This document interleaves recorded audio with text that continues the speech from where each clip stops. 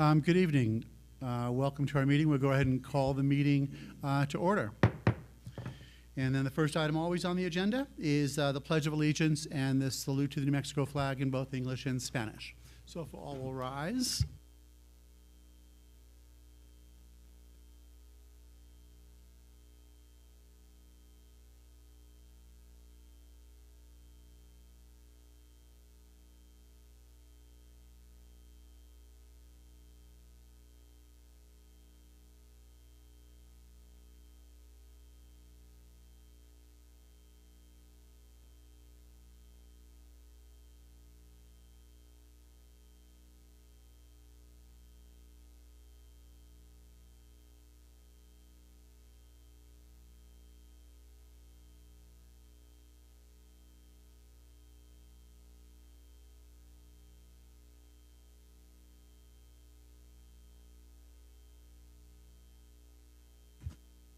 Thank you, Ruth, for having the translations up on the, so I don't know if you guys noticed, the translations are up there now. I know. I'm gonna get things done on this board.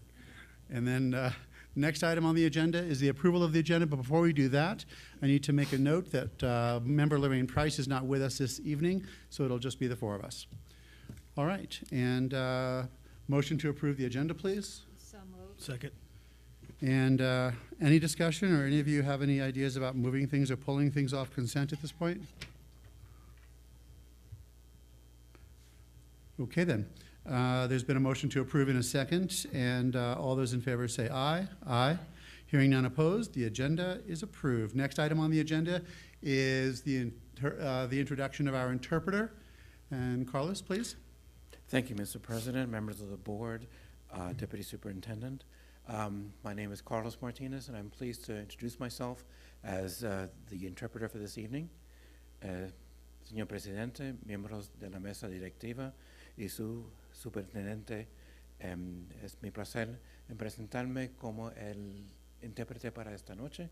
Estaré situado al fondo del auditorio si me necesitan. I'll be at the back of the auditorium if you need me. Thank you all very much. Gracias. Outstanding. Mr. Martinez, thank you very much.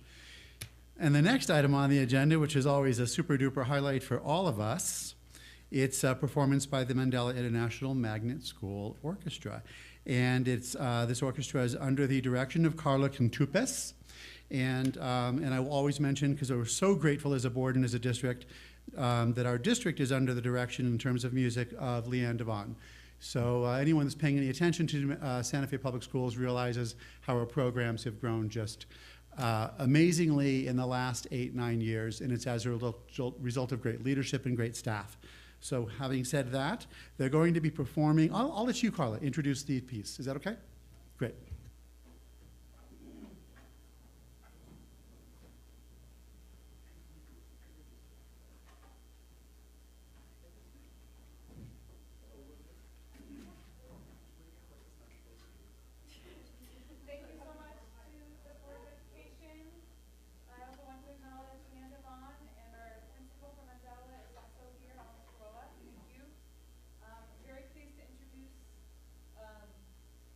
High school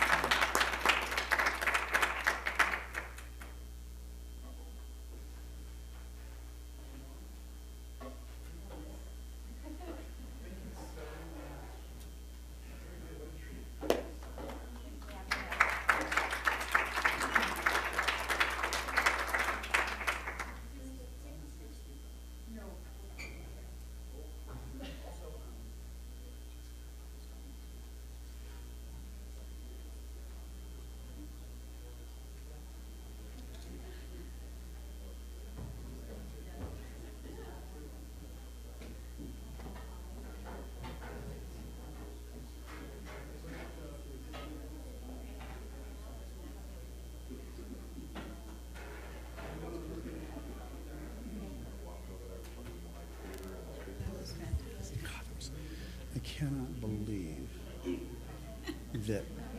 Don't know how to work my damn phone. Okay. What a treat that is. And it's a great pleasure to go on to the next item on our agenda.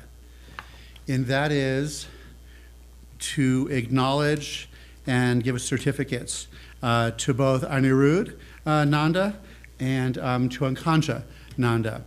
And I had the pleasure of judging, being one of the 3 judges at the district spelling bee. It went probably 24 rounds. There's a point at which they stopped counting. It probably went about 24 rounds. And it was so stressful. It was more stressful for you, I'm sure. But for the adults too, it was just so stressful. Because in some cases, you would just see someone that knew the word and they were struggling, then they'd get over the hump and they'd get the word, and in some cases not, right? And kind of a funny aside for both of you, I'm not sure if either one of you had the word wiki wiki. Wiki wiki, root of origin, Hawaiian. And so all these different things. And now I've started to use the word. I said, I'm going to bring this word into, the lexicon here in New Mexico. It means to move speedily or quickly, pronto. So wiki wiki. Let's have this meeting tonight. Go wiki wiki. And there you go. Exactly. So I'm going to come down and we're going to take pictures. But and maybe Ankansha and Anirudh, as I understand it, last year it was flipped to first and second place. Is that right? Or first and third place? Ah, got it. Okay. So now I'm going to actually read what's here that I'm supposed to read, and then we'll come down and give you your certificates. Wow. It was Saturday the 26th. The 17 Santa Fe public schools were represented. 9 privates and charters participated, 55 students. And as I said, it did go well over 20 rounds. And so we are very, very excited. And if you wouldn't mind rising when I say your name, Anirudh Nanda, first place in the district spelling bee, and you're going to state. And then second place, Ankansha Nanda. And Ankansha goes to Mandela, and Anirudh at Gonzalez. So now, I'm sorry? Oops, Carlos Gilbert. It's this whole reading thing. So I'm going to come down, and we'd love to take pictures with you, and with your mom too, if she's up for it. You guys ready?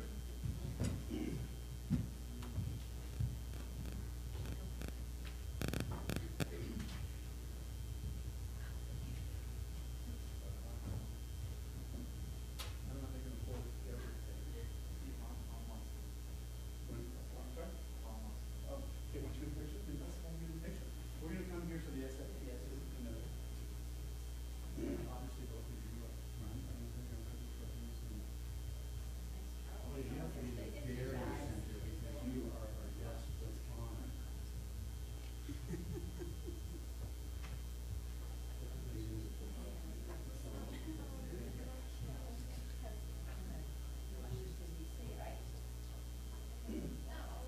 Where's the state? Is that in Albuquerque also? The state? Wow, super excited. I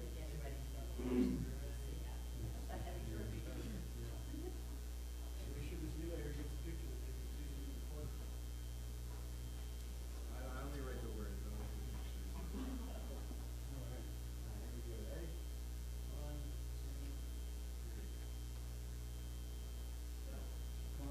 pictures. Congratulations. That was very exciting. Thanks so much for being here tonight.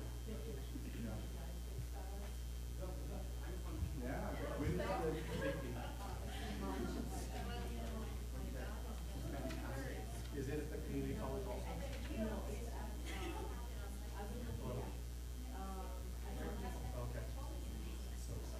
All right. You guys have fun? And you know we're ready for it. You too. Have a wonderful night. Thank you so much. Thank you so much.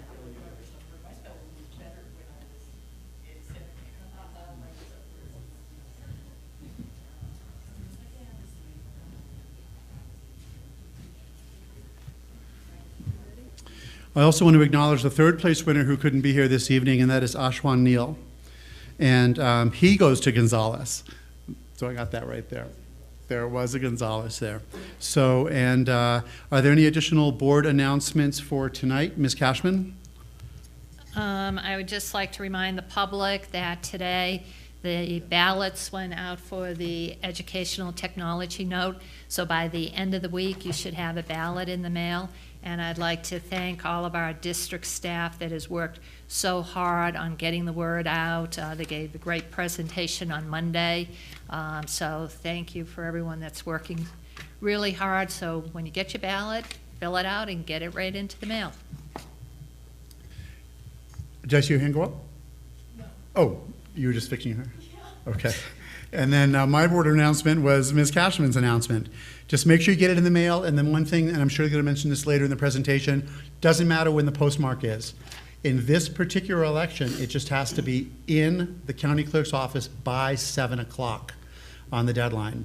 So you can't just mail it that day. If you have to, drive it down. It's very important. We have very high hopes because Santa Fe has always supported its public schools bonding initiatives. Additional board announcements. Ms. Noble. Noble is my name.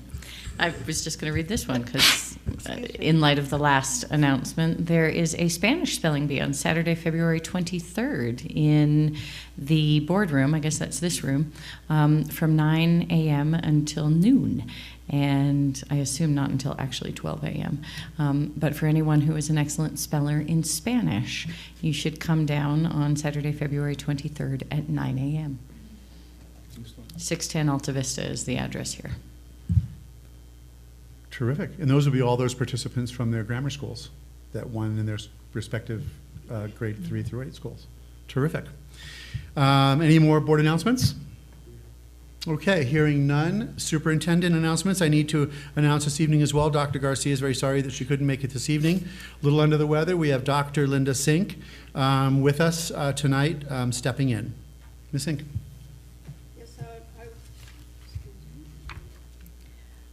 Jacob Lane is not able to be here tonight as he had an activity at his own school, so we will have to award him his Music Educator Administrator of the Year at the next meeting.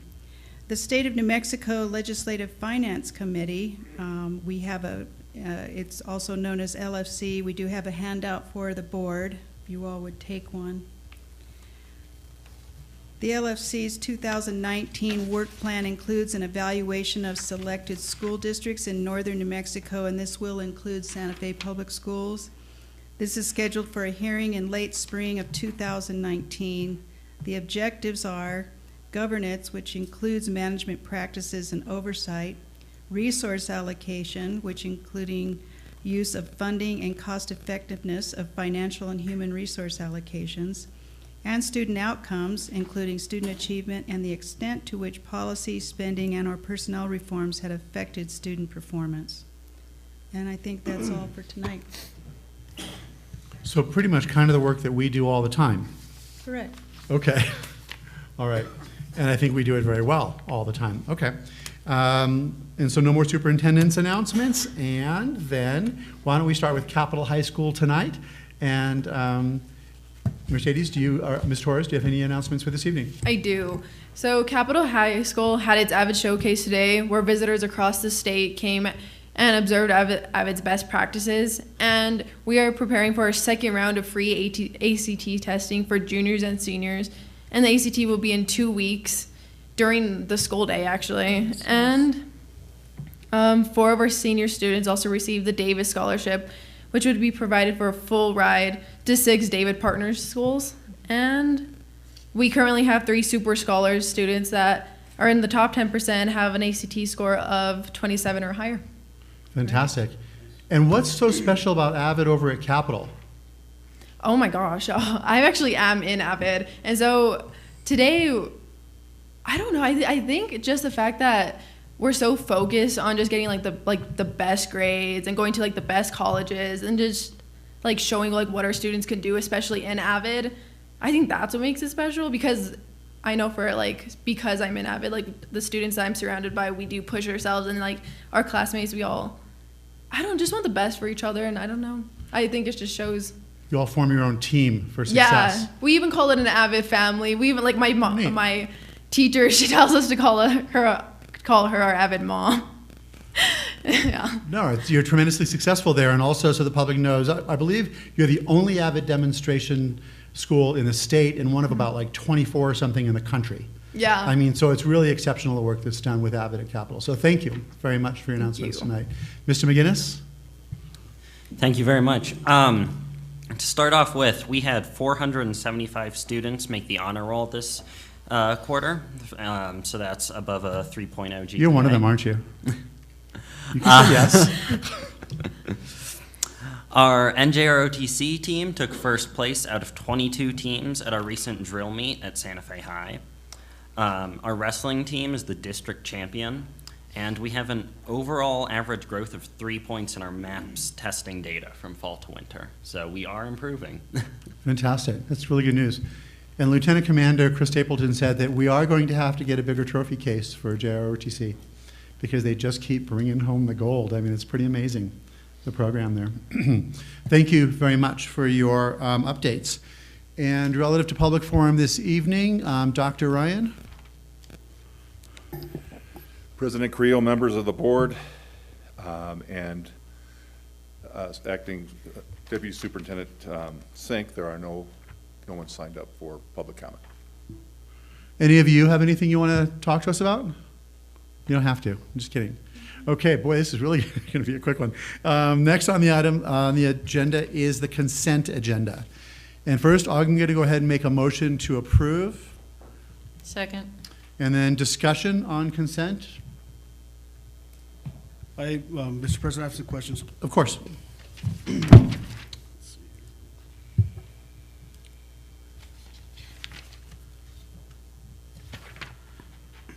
Under contracts, item 6B, over $50,000. A couple of questions on the spreadsheet here. Which contract?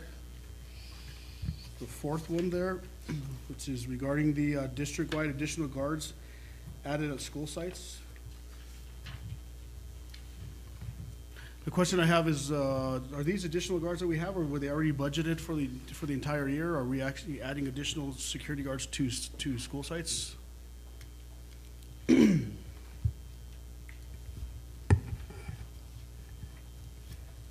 Richard, if you could please come up and answer for us.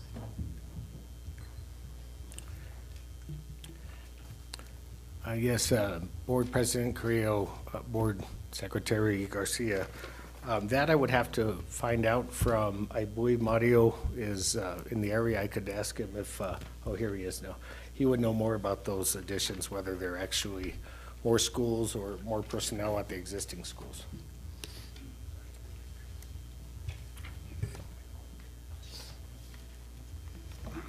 It's this contract, this amount, that's the tag on it. Good afternoon or good evening, Board President, board members. The reason for the increase in the amount was actually the initial time when we went for the contract through the guard company, the number of guards was not validated basically with the local manager because she wasn't available. We went off those numbers before. We've been adding additional crossing guards at different locations. For example, Gonzales got an extra one because there's a need for additional students that started crossing another portion. Mandela was reached out to and advised that some of the students were riding the buses and they were concerned about the crossing from one side of the Agua Fria to the other. And we also are having additional locations like Atalaya is slated to have a crosswalk in place because parents from that area have been calling me stating my child walks and there is no crosswalk, so we can add that. In addition to adding those, the company itself underestimated the number of actual guards we have in place. So the number was incorrect when I did the audit to ensure we were going to have the funds in place throughout the school year to cover it, plus the summer school. I noticed and I found out it was short. In addition to the additional guards, the summer school program, some of these locations required additional guards, which they didn't consider. So that's when I went back, redid the numbers, and realized we were about $43,000 short, $46,000 short for the school year. Thank you, Mr. President. So does this mean that now all of our school sites are fully guarded? Staffed? Guarded? Board President, Board Member. Yeah, that is correct. With the exception of Atalaya, I am waiting for confirmation from Mr. John Baca from the City of Santa Fe to let me know that that crosswalk has been installed. But we have a person ready to be place there for the students. That is basically the only place that I'm aware of that is pending still a guard to be placed there. And Mario, so does this also mean that the security firm is able to provide all of the necessary security officers for the district? The Board President, Board Member, the security company and the crossing guard company are two different companies. Then I have a follow-up on that, and did I see your hand go up also? Okay, the follow-up on this is this 45,700 or so within our overall security budget, or do we have to reallocate money from someplace else? Board President, Board Members, well, we get $185,000 from the City of Santa Fe to help us cover the crossing guards. We then work with Mr. Richard here to go ahead and establish additional funds that we need. He could probably answer that question a lot better than I could. And that's fine on the crossing guard side, and what about the school guard side? Did we already pretty much budget for this money and now we're allocating it and upping the contract? Okay, but Board President, I think we're confusing a little bit. Crossing guards is one company, that's the Right, crossing I know guard that. company, Yeah. and the security company is Securitas. Right, okay. And so this is just to all city management, which is crossing guards. That's Got right. it. And then on Atalaya, it might be too late, but one of the things I would suggest, not that people in New Mexico often know what a flashing yellow light means, but have the flashing yellow lights at wherever crosswalk is near Atalaya so that kids can push it, and then there's the flashing yellow in addition to having a crossing guard. So when people are rounding that curve from St. John's or coming up the hill, it's super clear to them that kids are going to be crossing. The way there is, like right in front of Tomasitas, that kind of, so when you push the button, the lights flash. Hawk signal? I didn't know that. Oh, neat. Okay, just a suggestion, might be too late. Any other questions about consent? Ms. Noble?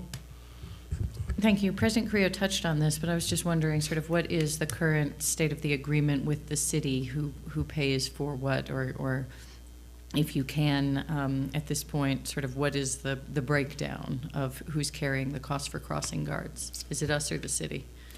Board President Carrillo and Board Member, currently, like I said, the reimbursement from the city agreement is $185,000. So whatever else we exceed beyond the $185,000, the school district will cover. Do you have any idea what that amount is? So a rough estimate to it, we're looking at approximately $279,000 total approximately. So we subtract 185, we're looking at just over 100,000 or so. That is the responsibility of the district. Thank you. And on that, and we might just want to bring this up during budget time again, because I know it was a kind of contentious conversation a while ago. I mean, our feeling, or several of us at one time felt that the city needs to cover all of this. These kids are crossing city streets, and the city needs to take responsible for protecting our children in crosswalks. And that we could easily, since that's operational, that's another $100,000 can go right back to the classroom. So it's something in budget time that we can start looking at again. Terrific. Anything else on consent to discuss? Mr. President, yes. Mr. Garcia.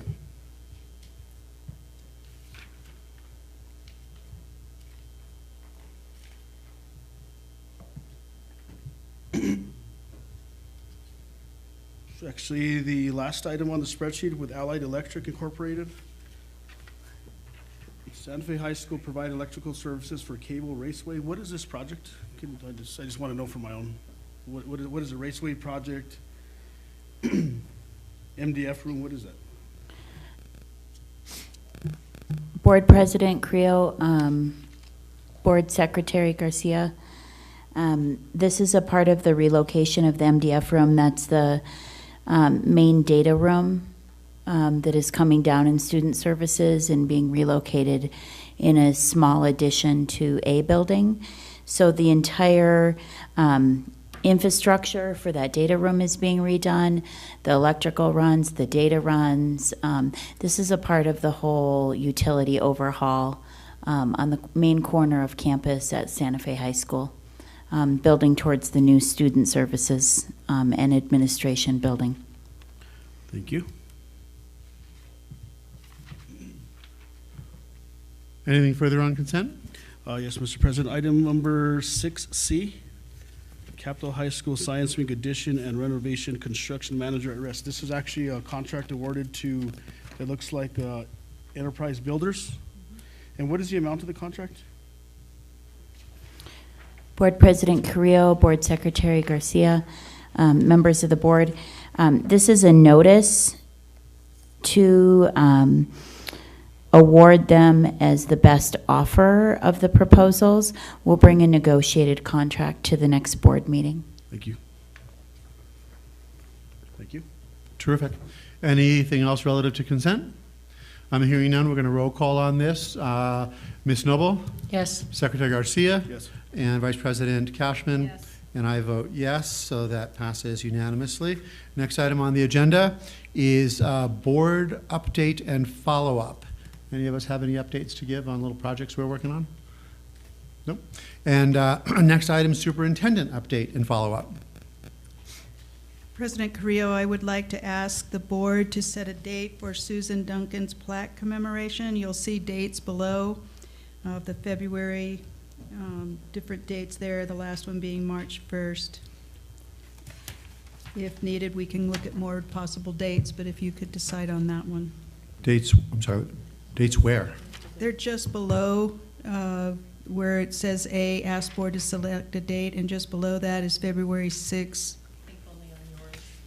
15. I think it's only on yours. If it's in Oh. blue, it's only on yours. I'm so sorry. So What are the dates? the dates are February 6 through 15, which I'm assuming you could pick any of those dates. February 18 all day. The morning of February 19, February 28th, March 1st, and of course there could be more if none of those work. That's way too many choices. It's a lot of choices. Should we do, how about morning next week, you guys? Well, we don't want to do, we don't want to do February 18th because the district is closed that day. Right. So what if we think of between, I have an idea. Since we're not going to be able to probably settle this right now, my suggestion is that we agree that it'll be the 6th through the 15th of February, like we narrow it down, because that's a lot of days to be able to choose from. If we do that first, then we say, okay, AM, do that second, and then all of us send to Alma 2 days that are our preferences that work. Does that sound good? I like your process. Next week is looking really slammed for me at work, and I would very much like to be able to be a part of this. No, we want you to be a part of this. That's your school, right? It is. Yeah. It's my district. Yeah. What day of the week is the 18th? It's a Monday. Oh, that's right, you said that. Yeah, that's out. 19th is a Tuesday. How's everyone on, just, maybe we can do this right here, Tuesday the 19th. How's everyone on Tuesday the 19th? If we did it, say 10 a.m. I think that probably works. The other thing we could do, and I don't know if we'll need an executive session that night, but is a 4 p.m. or something like that. I'm not clear on exactly what we're doing. Well, this wouldn't, we couldn't talk about this in executive anyway. No, but I was saying 4 p.m. we could have a public event What day is that? Oh, I see, and then. and then roll into executive. if we Well, I needed think it. we're having, I'm asking for executive on the 19th. Okay, Because we haven't had updates in a long time on anything legal, grievance, anything. yeah. No, so what I'm saying is if we had a public event at, say, 3:30 or 4, right before we rolled into executive session. But then school's out. Okay, so you want to do it? we're Yeah, let's doing do it with the, can we do it with the kids there? It's at the school site, it's at the mural. Okay. So You think yes, 10? that works. 10? Okay, so we're all agreed? God, that was easy. Okay, so 10 a.m. And At if you El guys want to come Camino. too, I mean, I'll write you a note. If anyone would pay any attention. So 10 a.m. At El Camino Real, that's when we'll do it, because that's when the family can be there as well. Okay, and that's on the 19th, which is a Tuesday, the 19th. Fantastic. So we should all probably get there just a few minutes early. And seriously, I mean, I don't know if you guys knew Susan, but she was a pretty remarkable person. And so if you're able, you know, to come over, I think it'd be a good experience. You'd like that. All right. Next on your superintendent announcements. Yes, President Carrillo, I'd like to hand out the SAC information that we collected for you to for each of the board Are they members. round up? Okay. No shortage of paper. Thank you. And then I'll move on. Once a quarter, Assistant Superintendent Jeff Gephardt and Crystal Ibarra, social worker, will provide an update memo on the Parent Academy. We're just letting you all know that. And finally, we did talk in Cabinet about your wish for us to discuss the date that we would prefer on study sessions. And after all that discussion, we still came back to Monday again, just due to the further week. So again, of course, it's up to you, but if the board agrees, then we would have to be changing the advanced planning to the So you mean in February general, 11. just for the rest of the semester, having it be Mondays instead of Yes, sir. Tuesdays? Yes, sir. You had asked our opinion. Yeah, so I know that I can't come Monday, the February 11th. And we do have a Finance Committee meeting on February 12th, and I don't think we should move that because we're in the middle of session, and it's, what I'd like to do, if it's okay, is put this on the agenda, just as an aside, for us to discuss on the Tuesday, the 12th, as part of the Finance Committee, and then to have subsequent meetings on the Monday. Would that be acceptable to the board? So that way on Tuesday, the 12th, next week from today, we'll have it as part of the agenda to make the official decision that we're changing things. Does that sound good? Mr. Garcia, does that work for you? Great. All right. Anything, That is it. Thank you. wow, it's kind of brutal. I'm not used to this. Okay, so the next item on the agenda is the education technology note, and Dr. Ryan. And thank you very much, by the way, for the presentation yesterday, and all the staff, Jeff, your staff, everyone that put that together. It was exceptional. President Creel, members of the board, and Deputy Superintendent Sink, we'd like to get onto the board calendar, probably each opportunity, just to remind folks that might be, this is Vice President Cashman's recommendation, that just to remind folks that might be watching that the election is happening, and send that ballot in. Also, I do want to note that Joe is now using some new camera and software to do all of our board video. We're looking at also mounting those so that we'll get some of those tripods out of the way, and that has been a good investment. So on that note specifically, then why don't, in all the subsequent meetings that we have under board announcements, why don't we just let this be Ms. Cashman, and it can come after introduction of interpreter, where there will be the ETN mail, I don't know, whatever, update, whatever. But that way it's on the agenda and people also see it online, and you'll be the one to present it. Is that okay? Great. And Ruth, you got that? Fantastic. Thank you. So just a quick update. The mailers, the ballots are going out today. People should start receiving them. They've already received our direct mailer. I've already had several people say that has come in. The county, we met with the county. I want to go over the process a little bit to assure you and our voters how the process works. Also, we've heard from some people that said that there's a lot of ballots not being counted in the APS election due to people not filling out the form correctly. So I just want to make sure I go over how that works on the ballot. We'll get a ballot that looks just like this week in the mail. You should be able to get it to confirm that they will be able to deliver all of them. We won't be delayed. Inside, there's 2 more envelopes and the ballot itself. The ballot is very simple. There's 1 question on the ballot. You're either for or against the ETN election. You fold that back up, put it into the first envelope that is sealed, and seal it. This is the ballot, but it's not necessarily related to you. You place this into the second envelope, and on this envelope, and this is where some of the confusion is, it asks you to print your name, your date of birth, and then in red on the bottom, sign your name. If you don't have the signature on there, they will not count that ballot. So we don't want anyone that has voted not to have those count. So please read the instructions that are on the outside of the envelope. This actually becomes an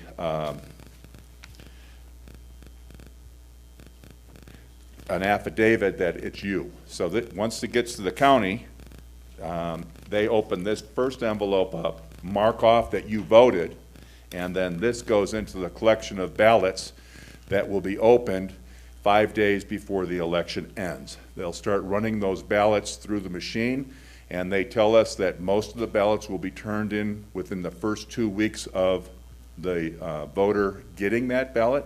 And so the volume of these will be more so in the early part of the election cycle. They expect to be caught up by 7:00 p.m. when the ballot closes. They will then be able to announce and have sufficient time to give us the outcome unofficially for the election by 8 or 9, maybe earlier. And the official count is 10 days after the election closes, so the official count will be about March 15th. And then I have a kind of a request more than a question. And it's going to take a little, probably extra labor, but very little, like seconds at a time for the county. I think it's really important for us to know, I mean, I know we're going to know what percentage of people send in a ballot. That's super easy. I would like to know, and I imagine the rest of the board would agree, what number of the ballots sent in, what number of those ballots were incorrectly either filled out, not signed, not dated, somehow they flubbed it, so that if we have to do this again, somehow we make instructions more clear. Can you all make sure that we end up getting that number? I believe that they will announce that number towards the end of the election. We've also asked if we could get kind of a count of how many people are turning in. They can't give you any more information than that, so we will be working with the county closely to get as much information as possible through the election process and then at the end. So percentage of people that actually voted, but also a percentage of those that did vote that were flubbed. That's correct. Fantastic. I think it's important for us to know. Anybody else have questions about that particular? Great. Dr. Ryan? We've already completed 42 school communications. We've had articles in both the Journal and Santa Fe New Mexican. We had our kickoff breakfast that was very well attended yesterday by members of the community. And we've been doing we've got social media pushing out. Our website is up to date with a lot of the information as it comes current, new videos or new frequently asked questions. And we've been doing radio and television talk shows. We have another one tomorrow morning on Que Suave at around 9 o'clock. So we've been very active in getting the word out to the community and trying to help them to understand what this election is about and how they go about voting in this new process. And Before you do the video, I have a question on that. So given that, see, we have a high level of confidence here that people actually go to their mailbox, and then a high level of confidence that people actually are going to mail something when generationally there's a whole group of people that don't mail anything anymore. So I'm wondering, someone misplaces, they get it, everyone's probably going to get this in the next 3 or 4 days, it's local. They misplace it. Is there a provision for them to say, oh my God, it's a week before, I need my ballot, to go to the county clerk and say, look, whatever was mailed, I lost it, I didn't receive it, for them to negate that ballot should it be found, and then to be able to issue a ballot at the clerk's office at the time? President Creel, members of the board, Deputy Superintendent Sink, the county will allow you to come in. They will verify that you haven't already voted, and then they will allow you to re-administer a ballot to you so that you can vote. Terrific.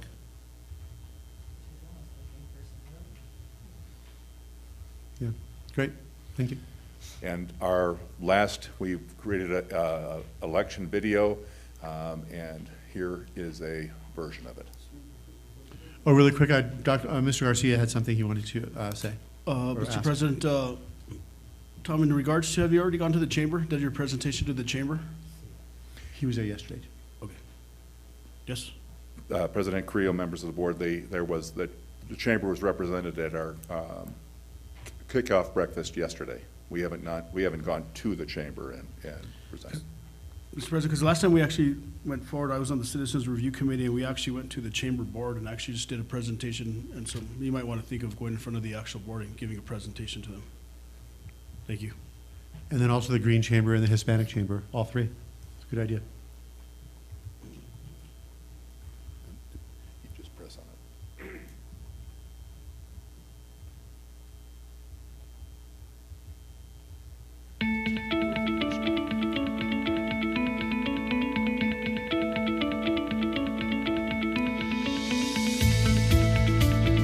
I like how our school has technology because it makes everything a lot easier. I think we're going to benefit knowing how to use it, especially in like college or future careers and jobs. My name is Alondra and I'm a junior at Mandela International Magnet School. I like that I'm able to take my computer home because it makes my work accessible, and also I can further my learning while I'm at home. And it's easy because not everyone has internet access at home, but the computer helps people with that. And I plan to go to college and I want to study business management or international business, and knowing how to use the technology would be helpful for me, especially in that career path.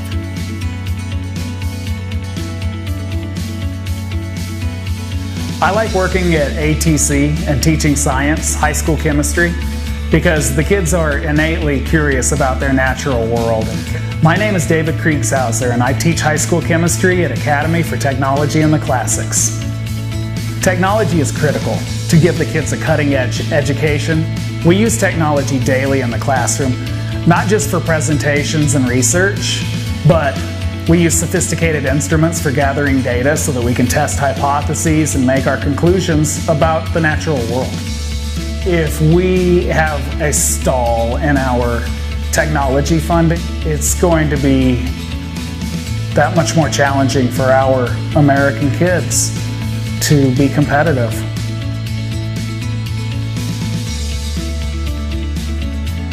I like teaching band because not only does it teach students to be good musicians, but it also challenges them to be an important part of a group. My name is Charlotte Stern and I teach band at Milagro Middle School. So we set up a Google Classroom, and the students learned in class one day how to record themselves on their Chromebooks and then upload it as an assignment to Google Classroom. I get to continue to see that support in our school because it's a really big part of students' day-to-day lives. So it's great that we can have a positive impact through technology with them in the classroom and show them how they can use it in positive ways.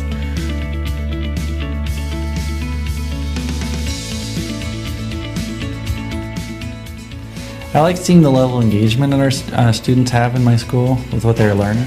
My name is Alan Scrolla, head learner and principal at Mandela International Magnet School. Technology has connected the world as never before. Learning to navigate that is a key part of their education. We use technology throughout the school in all subjects. Our school has a digital learning coach that helps with the functioning of our computer devices and connectivity. The International Baccalaureate program is a worldwide program. It's not isolated to Santa Fe. But their final exams that we have to do, internal and external exams that our students have to submit, have to be submitted through to IB Land, as we call it. And without the use of modern technology, that would be nearly impossible for us.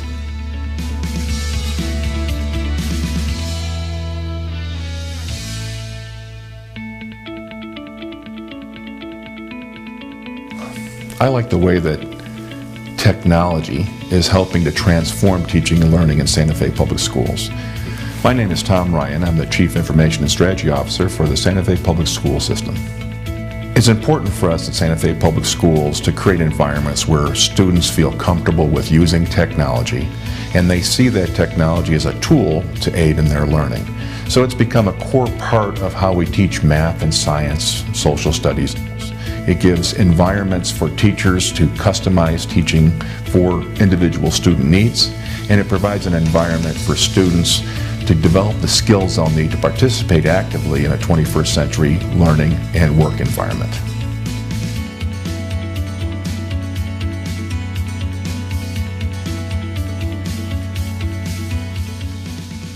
I like how our community supports the Santa Fe Public Schools, and they see that our kids are the future of Santa Fe. My name is Dr. Veronica C. Garcia, and I have the honor of being superintendent of the Santa Fe Public Schools.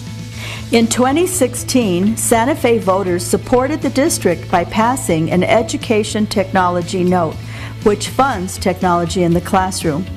We are asking for a renewal of this note, this time using a mail-in ballot that will be sent to all voters on February 5th. It will be the first time Santa Fe has done a mail-in election. Taxes will not increase. And without this funding, Santa Fe Public Schools and the charter schools will lose $11 million per year. Students will lose valuable classroom services, and educational and staff positions will be in jeopardy. This is very important to all of our teachers and students, all of us here in the Santa Fe Public Schools, and our entire community. So please, mail in your vote. Please mail in your vote. Please mail in your vote. Mail in your vote. Please mail in your vote. Santa Fe, please mail in your vote.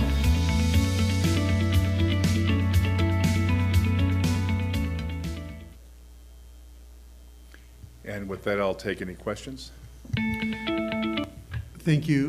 Ms. Cashman, then Ms. Noble, Mr. Garcia, then me, and then the students. I just want to make an observation for people that are used to getting absentee mail-in ballots in a regular election. You have to provide the postage on that to mail it back. On this election, because you don't have an option to go to a polling place, that is already paid for you. So if you're thinking, oh, I don't want to go to the post office and figure out that this is an oversized envelope or whatever, and I have to provide extra postage, we are paying for the postage. And as I said yesterday, the school district can only advocate that you mail in your vote.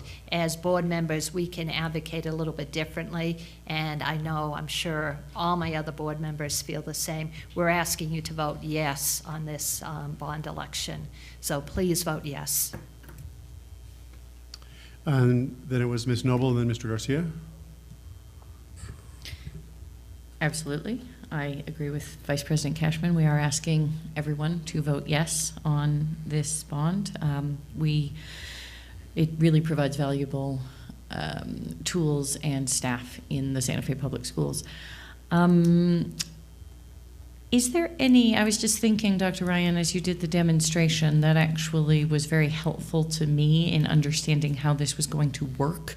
And maybe it's just that I would love to see you as a cartoon character, but I was thinking a sort of animated version of you doing that demonstration. Anyway, some sort of little video that actually goes through exactly the two envelopes and that you have to sign outside, I was thinking would be very, very helpful, because I've been wondering how it would work, and that lit it up for me in a way like nothing else has. On that, I mean, Jeff, weren't you like an amateur cartoonist when you were in high school? No, I think that's a brilliant idea, because we've done that before with bond issues where, there's a cartoon guy with a little hard hat walking through this. President Carrillo, members of the board, and Member Noble, I found out about some of the issues that have been happening in other elections, and we're talking with our team on how do we bring this point home. I also really examined the envelope once I heard, and you can see, and the red line on the bottom where you sign is in a different color than the rest, so it doesn't necessarily stand out. So we're looking at how to make that more clear in the future. Mr. Garcia. I just have a couple of comments on the commercial, but I'll actually get with the Deputy Superintendent sync on it. Also, in regards to the cartoon character, I think I have a cartoon character in mind for you, but I'll bring that up to the Deputy Superintendent as well. And also, actually, Christy did an excellent job whenever, as Board President Carrillo mentioned earlier, as into how a project actually works. And the cartoon character, Christy has some experience because she did an excellent job many years ago as into walking the process through for project management.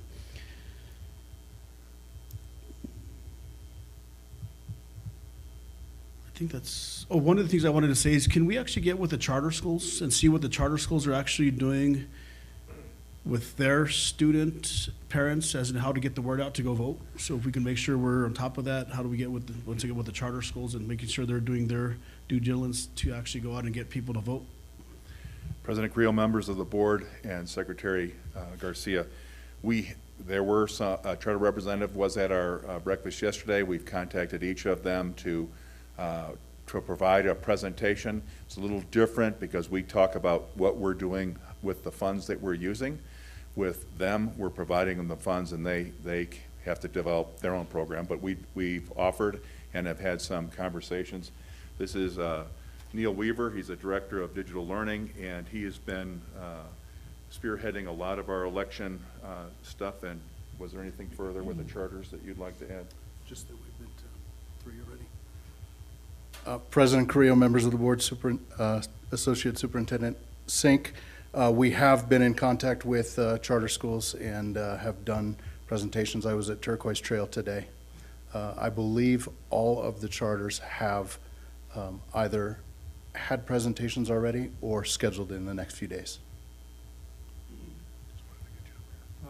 Mr. McGinnis and Ms. Torres? Thank you. As much as we can all hope that this will come out in our favor, I'm just wondering, is there any sort of contingency? What will this look like if in the end we don't get the outcome we're hoping for? It would be cataclysmic is the word that I would use very intentionally. And while the video, I think, soft-stepped that there would be probably people laid off, it's most likely that it could be a couple of dozen people laid off. $11 million we cannot make up from operational or from emergency contingency funds. We just don't have the money. So it would, and I'm not exaggerating here, it would bring your technology education and the tools you use to a stop.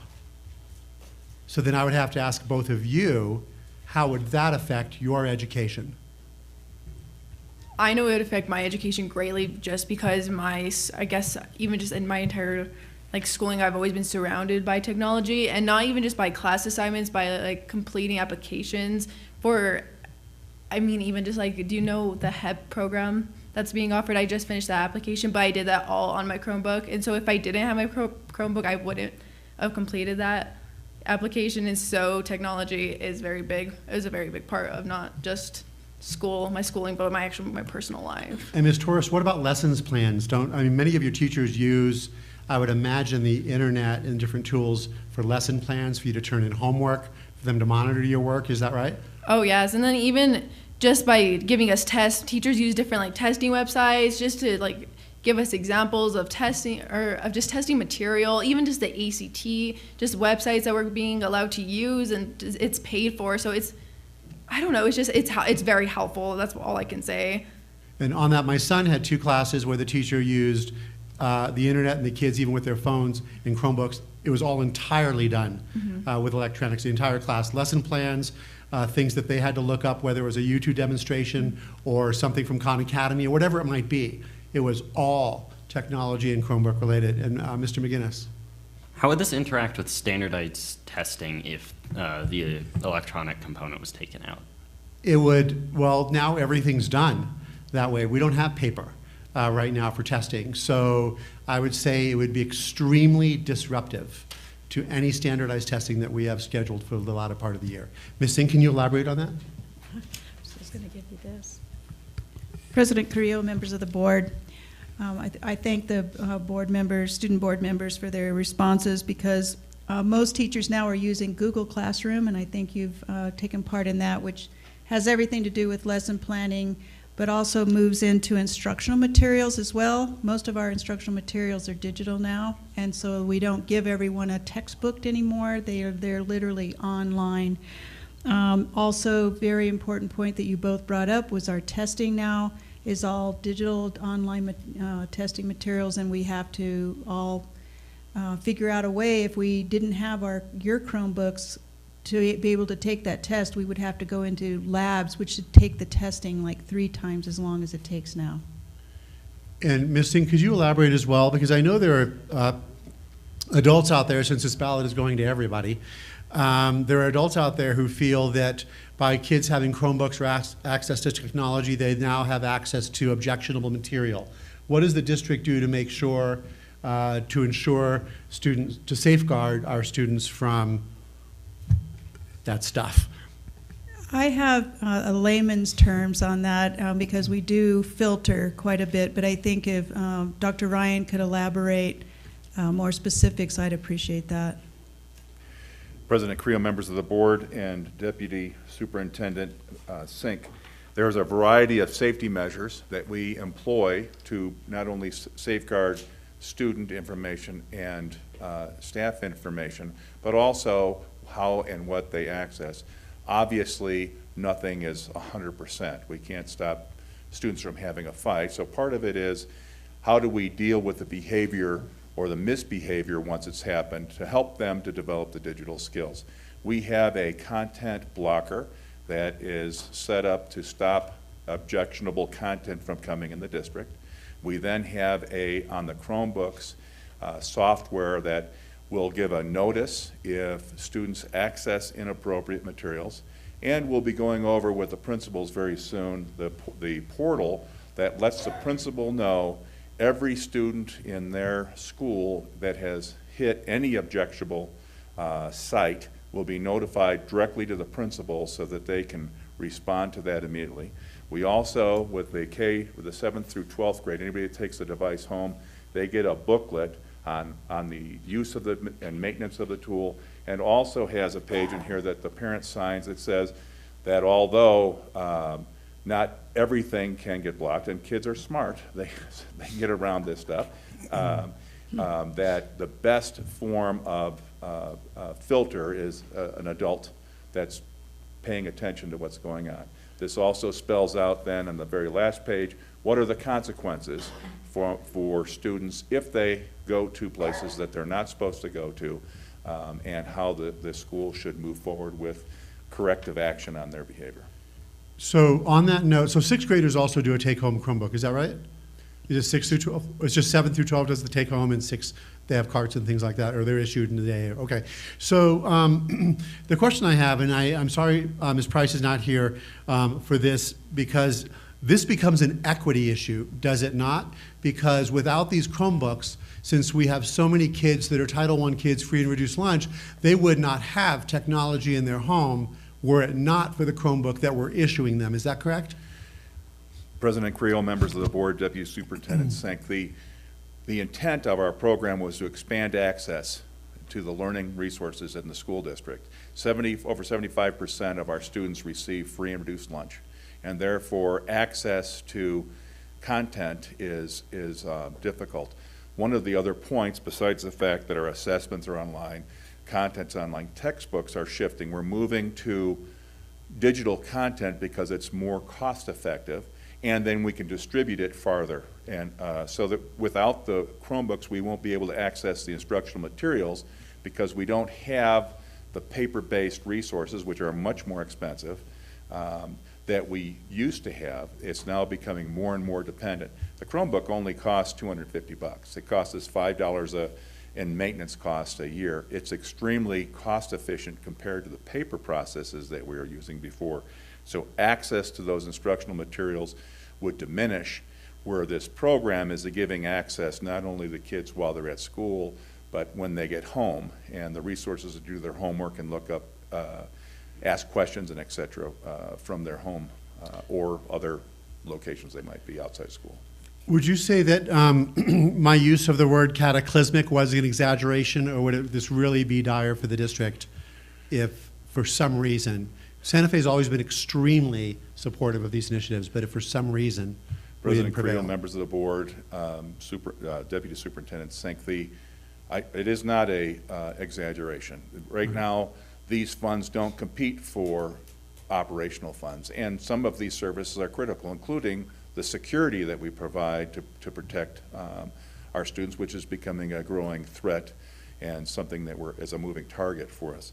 So assessments, the reason they went to online assessments was because of the cost, the errors in transferring the paper grade into a digital format, the way we break down and analyze each one of the assessment questions and then get that back into the hands of the teachers at the school so they can, through, as an example in our MAPS program, be able to modify instruction based on where they're going. You heard a 3-point increase in their MAPS score. We could have never done that on paper because we can't get it quickly back to students. So this would be a major setback for the district and cause us to really rethink how we're going to deliver educational services.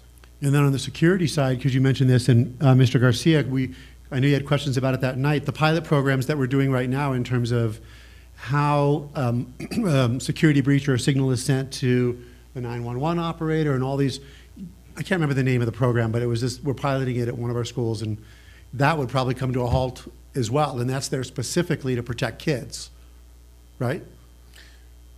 There, President Carrillo, members of the board, Deputy Superintendent Sink, there are another number of services. Now, ETN specifically focuses on the classroom, the network beyond the front door, but it's because we have this resource to do those things that we can leverage other resources for the security of students and the safety. There's a number of other operational things that are also dependent upon technology monies, not necessarily this, but if this fails, then we'd have to shift priorities onto those resources, which puts everything at risk. Everything that we do, attendance to paying bills, are all in a technology-based solution. Our air conditioning and heating, our environmental systems are digitally based systems. So the network that rides on, all of that is all interwoven. So you can't just pull out one piece and expect not to have some significant issues that we're going to need to address. Thanks. So I'm dwelling on this because of its importance. So how many ballots are mailed out?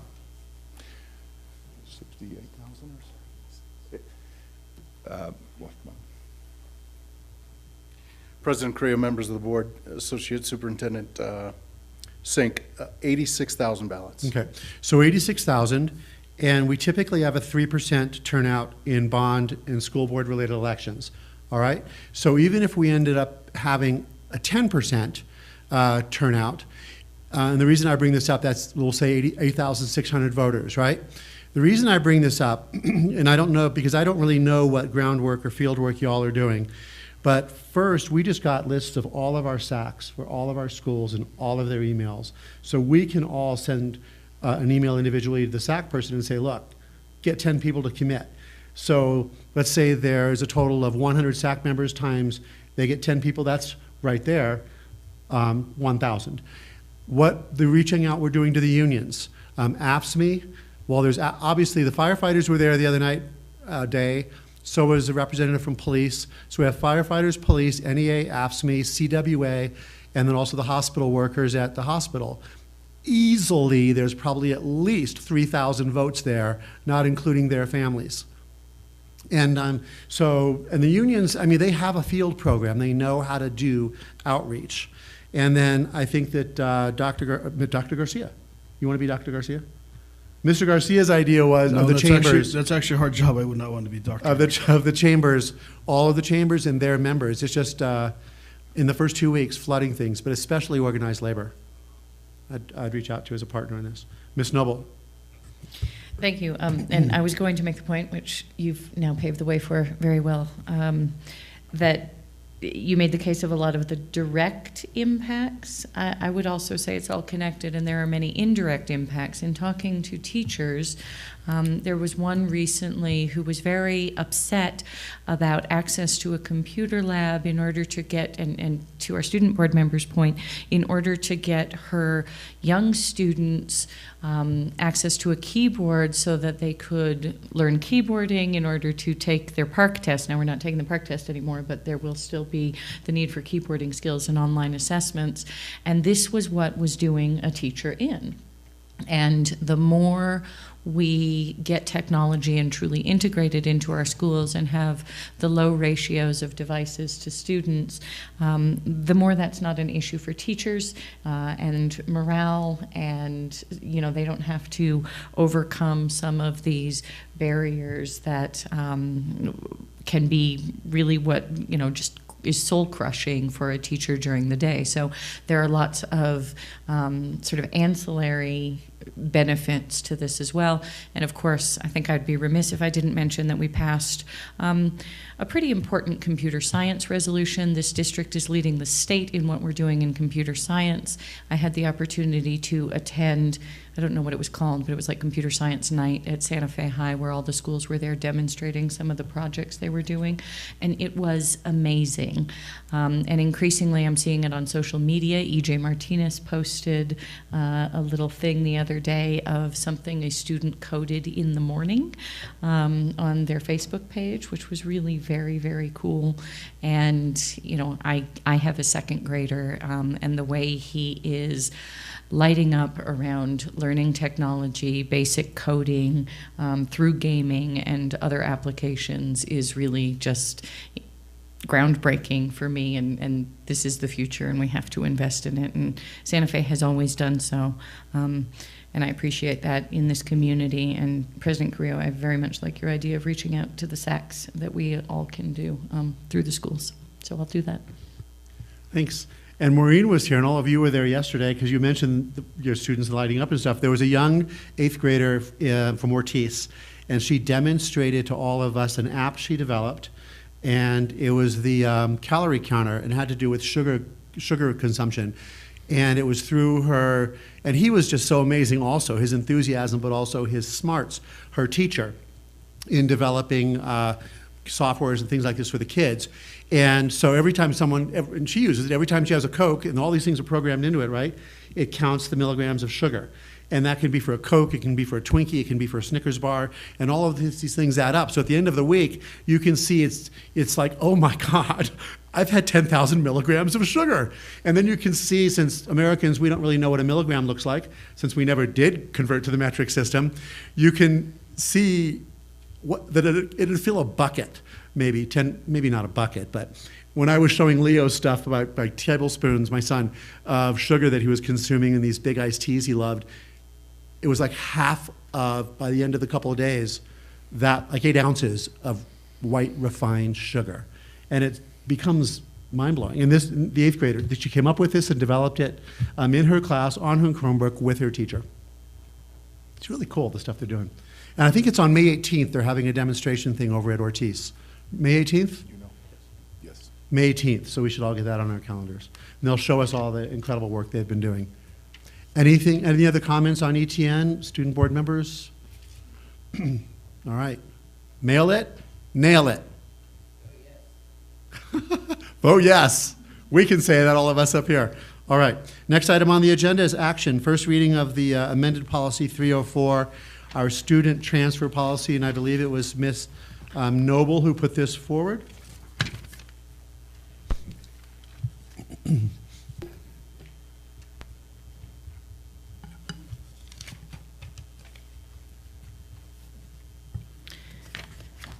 Thank you, President Carrillo, board members. I mentioned this was coming before, and I hope you've had a chance to review it. It's fairly straightforward. Really, it is a two-tiered process with the thinking that there are primary places in a family's life, and those are home and work and school. And that we need to be thinking of ways to rebalance our district and adapt to the needs of families in the modern world. And so this is an attempt to do that, and it would give, ultimately the idea is to give a transfer preference according to a parent or guardian's place of work. I've talked to many, many parents who work in the downtown or Capital or Midtown area who have said, I would really love to have my child closer by during the day if anything happens. And if they live on the south side, you know, it can be close to a half-hour drive in the middle of the day. When I worked in long-range planning and city planning and had the good fortune to attend a lot of conferences, there was often the concept of places of work places people live, corridors in between, you know, thinking through how humans move in a city, in an ecosystem throughout the day. So again, this is a two-tiered process because as we dug into it, there is a certain amount of programming, our lottery process, that needs to be done well in advance. So it would not affect the lottery process this year. The idea is that it would add a student transfer priority based on the workplace of a parent or legal guardian for the 1920 school year that would be administratively determined. In other words, after the lottery takes place, which will occur in the usual way for the 1920 school year, and I believe that the deadline is either close or has passed, then if there are other transfer requests, that is at the superintendent and her staff's discretion. And then beginning next year in the 2021 school year, it would actually be programmed into the lottery process to be a preference once we have complied with the preferences in state law. So Lisa has worked on this policy. Thank you, Lisa, for your work. And I will answer any questions I can, as I'm sure she will. So I'm going to go ahead and make a motion to approve for discussion, and then, is there a second? I'll second. Ms. Noble seconded, and Mr. Guinness. Thank you. So my primary question is just what is the definition of work and workplace as used in this proposal? Are there any time constraints on work? Can work be volunteer work? Does it have to be specifically paid? Does it have to be the primary income? What if it's an estranged parent in the situation where it's split between two households? What are the qualifications? I'll answer as best I can and then ask Ms. Sullivan to fill in. Ultimately, the key is that the superintendent shall develop and implement administrative regulations to carry out this policy. In some of the discussions, we talked about proof of a workplace being a job of, I believe, more than 20 hours a week. So that was some of the thinking behind it, but that would not be enshrined in policy. That would be up to the superintendent administratively to determine that. And as you start to scratch the surface, of course, there are a million different scenarios that could play out in terms of estranged parents and whatnot. And hence, I felt pretty good about leaving the devil in the administrative details to the superintendent and the staff. And Ms. Sullivan, I don't know if you would want to add to that. Well, so they know that we have policies, and then we have administrative regulations. The administrative regulation is, okay, how do we carry this out? So when Ms. Noble is saying leave it up to Dr. Garcia and staff, and it'll be with Ms. Sullivan, of course, they develop how to make this work if the board supports it. Board President Carrillo, Deputy Superintendent Sink, members of the board, and Member Noble.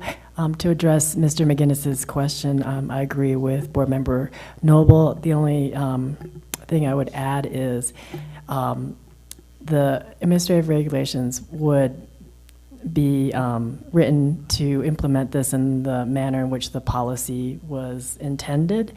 And one of the rationales for having workplace preference would be if the child were ill and the parent would need to pick up the child, it would be harder and take longer for the parent to go close to where they live if it's far from the workplace. And so to the extent the hours are such that it more often than not, the parent would need to be called from work, then that would probably be taken into account in writing the ARs. Thank you. You're welcome. Ms. Cashman? I have problems with this policy. One of the things that I would want to have defined is how far is a workplace? Is it 5 miles? Is it 10 miles? Santa Fe is not a very large city.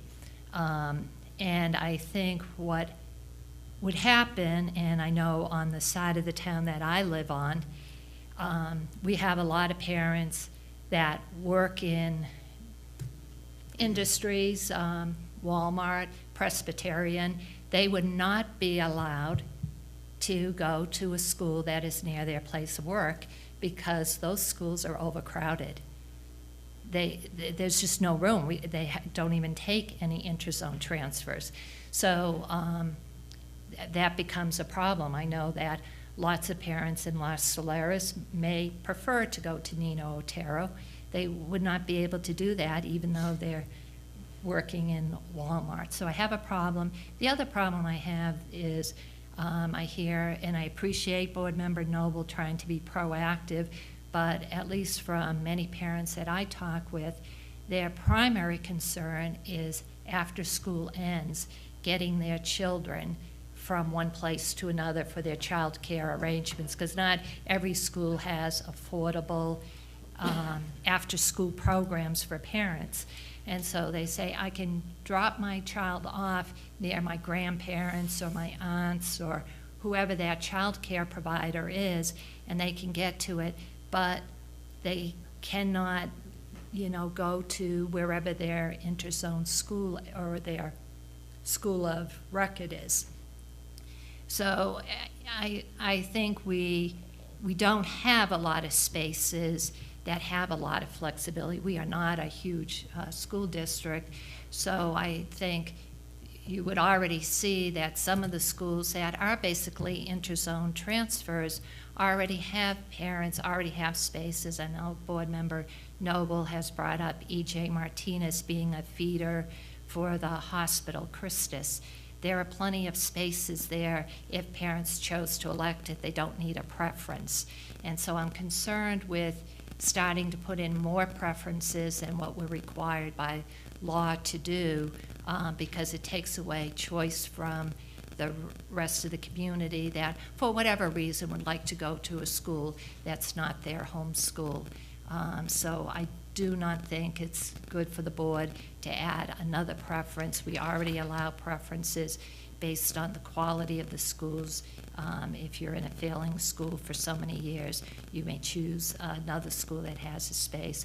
We already have preferences based on siblings. To add another preference based on workplace, then what is workplace? Is it 5 miles? What happens? Is it 10 miles? Is it 20 miles? What is that geographic area that you get a preference into a school? And so I have a problem. I think it may disadvantage some of our South Side schools. So I don't support this. Me and then Ms. Noble. So I would say where there's a problem, there's a solution. It's just a challenge. And I hear what you're saying, and I'm thinking that this is a first reading, which is great. So I'm thinking Ms. Noble can add with Ms. Sullivan maybe language that addresses some of the things you talked about, but really that's in the AR.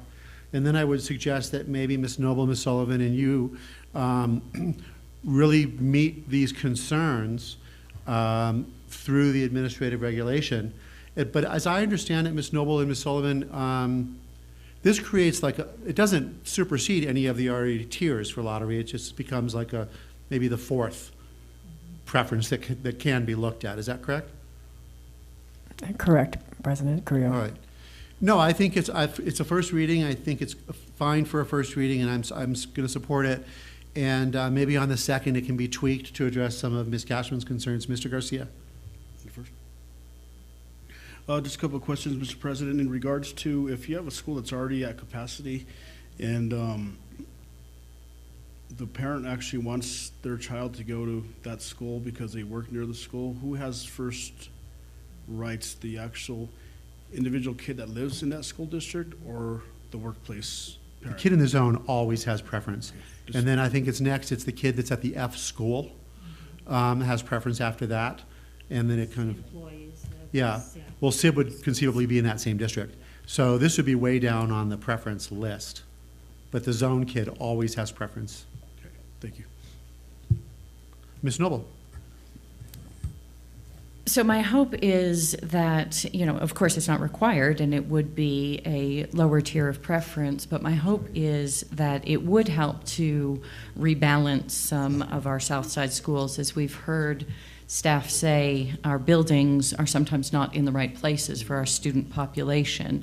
And I don't believe this will be a silver bullet, but it is my hope that it could help to do some rebalancing. I also forgot to say that I did discuss this briefly with the Chief Executive of Christus, and she is very concerned about building community in Santa Fe. And sometimes, you know, when you say a thing, you make it a thing. And she is interested in working with the district to survey the staff of Christus to see what their needs are, and to see if it's possible to partner and really build a community at E.J. Martinez. And my hope is that that could be sort of, if we pass this policy, there's a first step. A second step is working with potentially employer partners to build communities around schools, because then parents can support each other in pickups, in after-school care, that sort of thing, and to articulate in sort of my great hopes. The third step would be that we really do come together as a community and start creating robust after-school programs that support.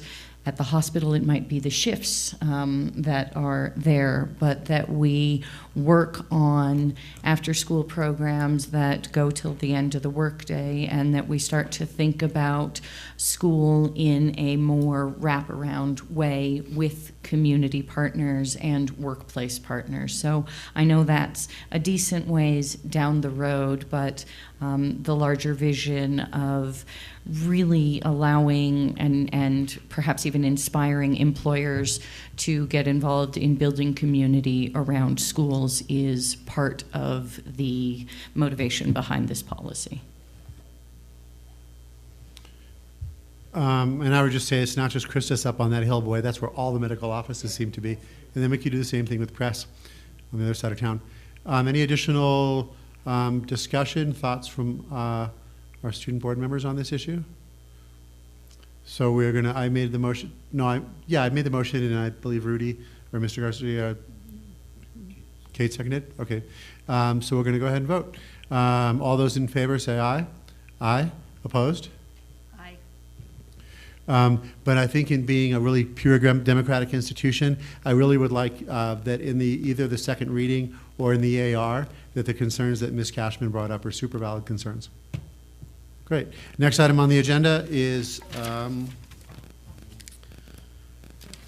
board discussion. And there's nothing on board discussion tonight, but does anyone have anything they want to put on for the next board to have listed in discussion?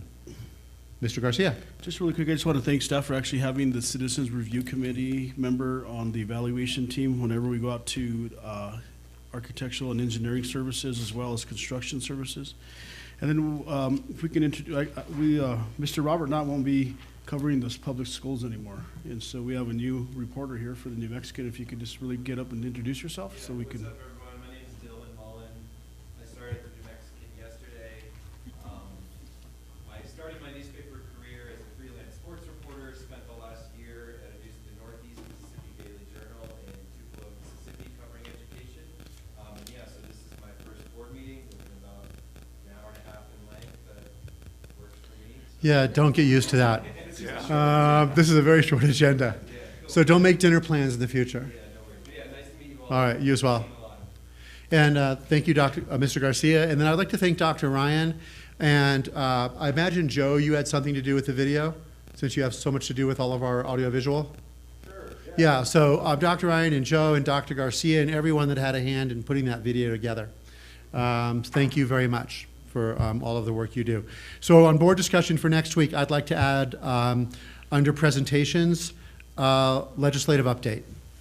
So I would like not only an update from Dr. Garcia, but I'd like Linda Siegel to be present so that we know what bills we should be focusing on, how they're moving through committee, where we need to make an absolute priority of being there.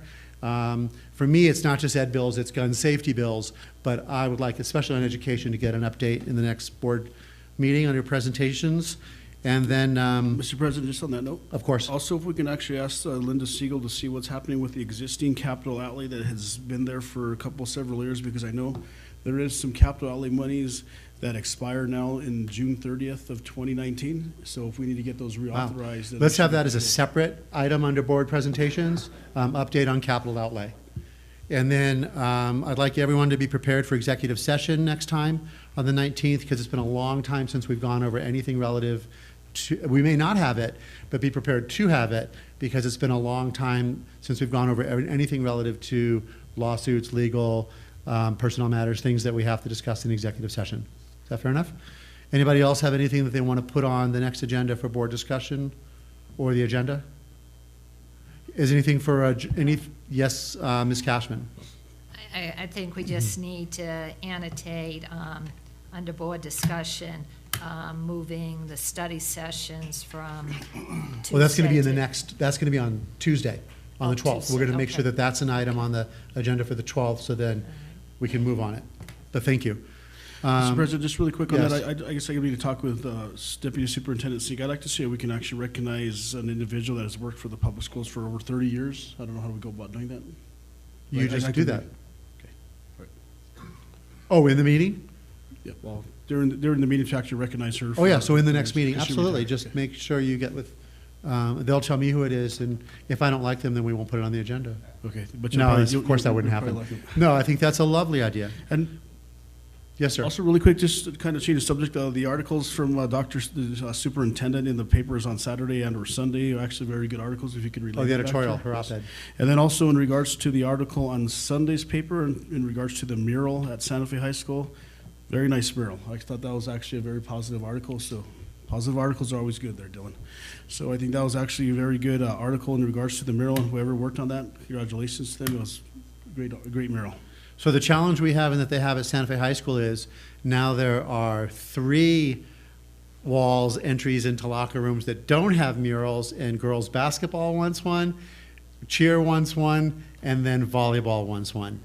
And so maybe it's something that ends up coming before us, given the policy that we passed last week. But the colors and everything, it really is a super cool mural. I mean, the way it happened was, whatever. Okay, so anything else for board discussion, possible action? No, hearing none. Anything, changes for advanced planning? Hearing none. Are all of us going to the thing at the El Dorado, the NMSBA? Okay, cool. Are all of us going, or who's going to Philadelphia? Okay, I think it's just me and you. Okay, great. So hearing nothing else, the meeting is adjourned. There we go. Híjole, it's 7:05. I was hoping it'd be 7.